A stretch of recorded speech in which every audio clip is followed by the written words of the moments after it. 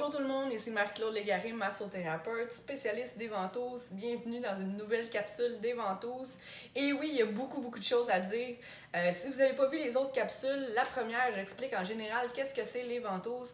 Mais à chaque capsule, j'explique un petit peu plus en détail une chose précise que les ventouses font ou un bienfait, etc. Et j'ai toujours un vrai cas client qui vient à la fin pour témoigner. On aura Odette aujourd'hui qui va venir vous parler de son expérience avec moi.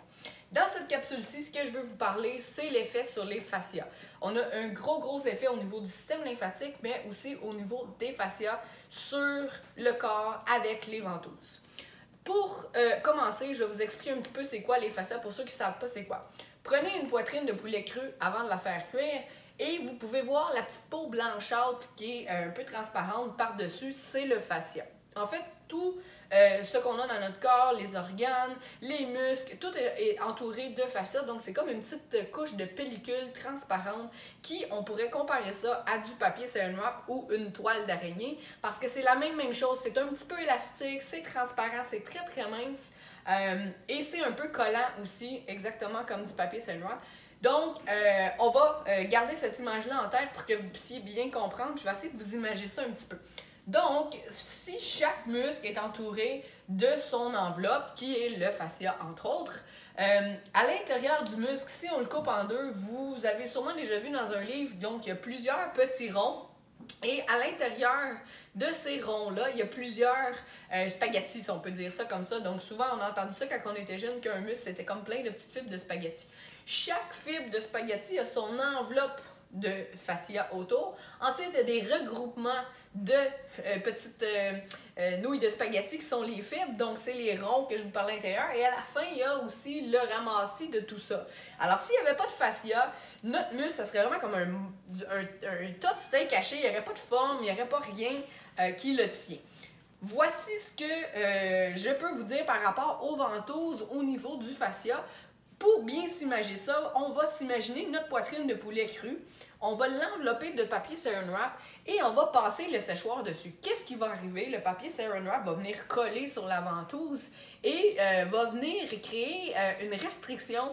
Donc, si le muscle veut se contracter, le papier saran wrap va être collé sur notre poitrine de poulet. Donc, notre fascia est souvent collé sur notre muscle ou sur ce qui va protéger ou ce qui va entourer. Mais, comme les muscles sont superposés et collés entre eux, ce qui va arriver souvent aussi, c'est qu'il va y avoir des adhérences entre les fascias. Donc ça, c'est mon muscle, il est entouré de son fascia. La même chose ici, ils sont superposés et normalement, ils glissent bien. Celui-là, exemple, tire sur votre genou, celui-là va tirer sur votre fémur, etc. Ou autre partie dans votre corps. Et sont supposés de bien glisser, donc d'être séparés. Qu'est-ce qui va se passer quand il y a des adhérences entre? Bien, imaginez qu'il y a des fils d'araignée qui se forment entre les deux ou entre les deux papiers saran wrap, si vous voulez vous imaginer ça comme ça. Et c'est aussi solide la plupart du temps que si vous prenez deux morceaux de vitre, vous mettez de l'eau entre les deux, bien, c'est très collé. Donc, avec les ventouses, on va venir décoller les adhérences, on va venir bouger ça. Et ce qui va faire que votre muscle ici ne va pas avoir à tirer sur l'autre en plus de tirer sur votre genou. Il va pouvoir tirer seulement sur votre genou ou etc. Vous voyez un peu là où je veux en venir.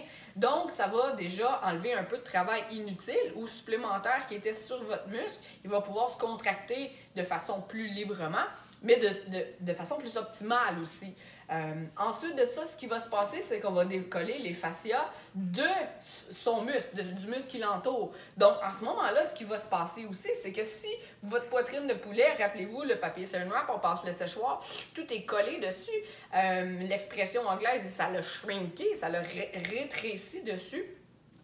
En fait, ce qui va se passer, c'est que le muscle a de la misère à bouger dans son enveloppe, à se contracter.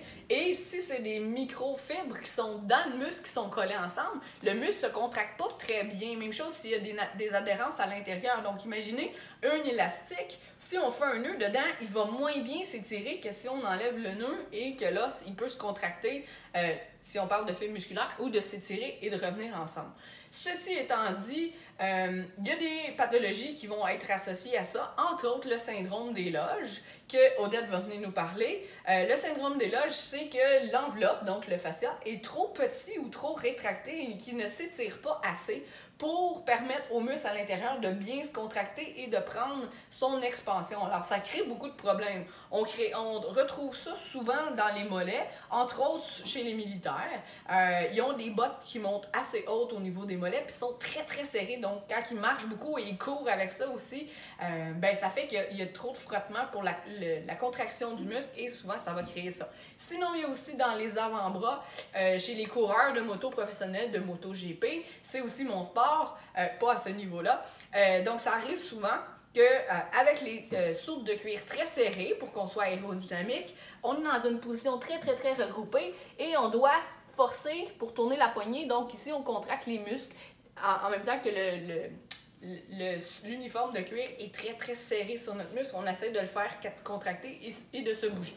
Alors, la bonne nouvelle, c'est que on peut avoir une très, très, très bonne impact, un bon impact sur ça avec les ventouses. Et la moins bonne nouvelle, c'est que souvent, les gens vont se retourner plutôt vers l'opération. Donc, ce qu'ils vont faire, c'est qu'ils vont ouvrir le fascia avec un scalpel pour que là, ça puisse permettre aux muscles de s'expandre et de pouvoir se contracter. Par contre, c'est un peu, avec l'expression québécoise, changer 40 sous pour une pièce, parce que ce qui va se passer, c'est qu'on va créer une cicatrice. Une cicatrice, c'est une coupure dans le fascia, et je vais vous expliquer de façon très visuelle en quoi c'est vraiment un problème et en quoi il ne faut pas passer à côté de travailler sur les cicatrices absolument quand il y en a, parce que ça peut créer des gros problèmes et souvent c'est pas très local, ça peut s'étendre sur les chaînes de fascia.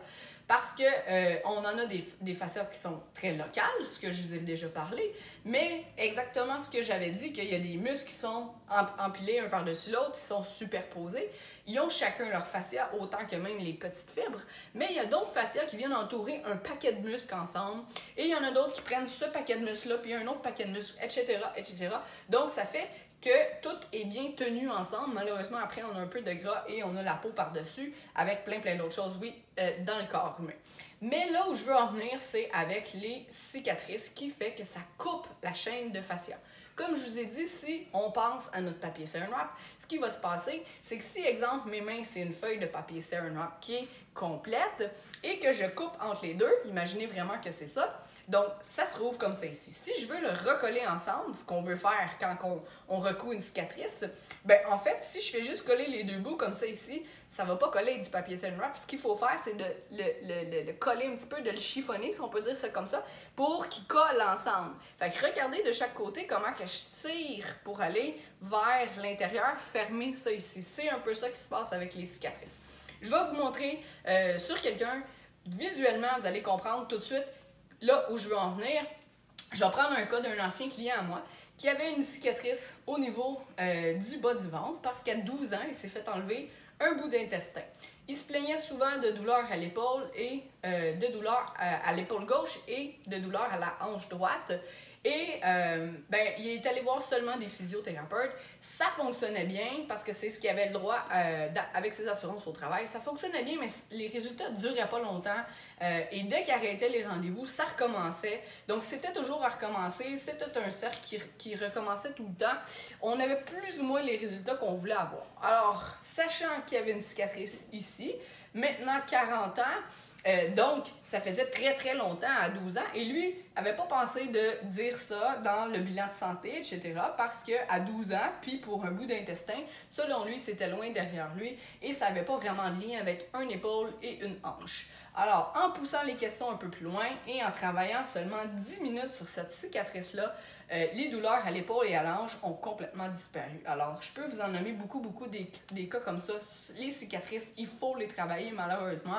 Les médecins au Québec, on ne parle pas beaucoup de ça. Même vous pouvez les travailler manuellement, évidemment, un coup qu'ils sont guéris. Alors, voici l'exemple visuel pour le cas que je viens de vous parler au niveau de la cicatrice. Donc, je vous démontre ce que je viens de vous parler, la cicatrice dans le bas du ventre à droite. Donc, on rouvre ça comme ça ici. Et pour aller fermer, je vais prendre ce que je vous ai montré, le fascia qui est ici, le fascia qui est ici, qui va aller se fermer au niveau de la cicatrice. Alors, si vous pouvez voir ici, vous allez voir le chandail qui tire et l'épaule qui avance. Et même chose au niveau de la hanche droite, si on s'en va vers en haut, bien, la hanche va aller impacter ici. Donc, c'est très important de travailler sur nos cicatrices Il faut les manipuler par vous-même. On peut vous enseigner comment, mais de les faire travailler aussi avec les ventouses, c'est vraiment génial. Il n'y a aucune forme qui va être capable de faire les mêmes résultats que ça. Pensez-y, physio, chiro, masso, ostéo. On est toujours en train de pousser sur vos tissus et de les écraser, tandis que les ventouses, ils vont tirer vers le haut, ils vont créer de l'espace.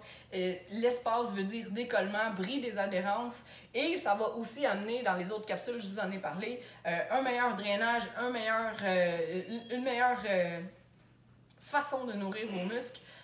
Et vos muscles vont être mieux drainés aussi à l'endroit où on va travailler. Je fais une petite parenthèse parce que je vais vous en parler un peu plus tard dans d'autres capsules. Par contre, le massage abdominal avec les ventouses, c'est vraiment génial. Il faut le travailler et pensez-y, le nombril, c'est la première cicatrice que tout le monde a depuis qu'on est né. Donc, il faut la travailler, ça aussi. Il y a beaucoup de choses qui se passent ici. Ça sera dans une prochaine capsule. Donc, on a fait le tour avec les fascias, avec les cicatrices et plusieurs choses qui s'y rattachent. Donc, je vous laisse avec Odette, mon cas client, dont je vous ai parlé au début, qui vient nous présenter son cas avec le syndrome des loges au niveau des jambes. Bonne écoute, merci! Bon, fait comme je vous ai expliqué au début de la capsule, maintenant reste à vous montrer un cas comme toutes les capsules. Alors, je vous présente Odette, qui est une de mes clientes. On travaille ensemble depuis 6 mois. Alors, Odette, conte-nous pourquoi tu es venue me voir en premier. Moi, c'était une douleur aux jambes depuis une douzaine d'années, une brûlure aux jambes. J'étais incapable de prendre des marches, de danser. C'était une brûlure, une lourdeur au niveau de mes jambes qui m'empêchait de faire toute activité de marche. Puis on le sait, tu es très active. Et je suis très active, j'étais une joueuse de golf, je dansais et tout et tout. J'avais tout arrêté ça, sauf le golf, et j'avais la voiturette. Ouais. Qu'est-ce qui s'est passé aux États-Unis? Aux États-Unis, j'ai consulté un chiro pour d'autres choses et j'ai parlé de mes jambes. J'ai parlé du fascia qu'on m'avait déjà ouvert, le fascia. Et lui m'a suggéré... Dans une opération. Oui, une grosse opération. Syndrome des loges. Syndrome des loges. On m'a ouvert les loges et ça n'a rien donné. Et il m'a dit, il y a un cupping, c'est en anglais, mais ça veut dire ventouse. Je n'avais jamais entendu ça. Et là, j'ai déjà vu une grosse amélioration aux États-Unis. Avec le gua sha aussi. Oui, c'est ça, ok. Oui. Et j'ai vu que c'était, bon Dieu, je vais bien avoir un résultat avec ça. Je l'ai vu. Et quand j'étais arrivée au Québec, j'ai tout de suite cherché quelqu'un d'autre qui faisait ça. Et je l'ai trouvé sur Internet, cette belle Marie-Claude. Oui, parce qu'on n'est pas beaucoup, hein, surtout quand on a commencé ensemble. Donc, avec Odette, les traitements qu'on a faits, c'est utiliser les ventouses, bon, sur toute la partie du bas de la jambe, autant le pied, le devant, les mollets, pour ne nommer que ceux-là. On a utilisé les ventouses, on les a glissées, on les laisse sur place. On a aussi utilisé dans certains traitements des traitements de gua sha, donc c'est les petites lames, si on peut appeler ça comme ça, faites en cornes d'animaux, la plupart du temps des cornes de buffalo. Et puis, ça sert à décoller le fascia qui, on l'a déjà expliqué dans les autres capsules, la petite peau blanchâtre par-dessus les muscles qui recouvrent, donc c'est l'enveloppe.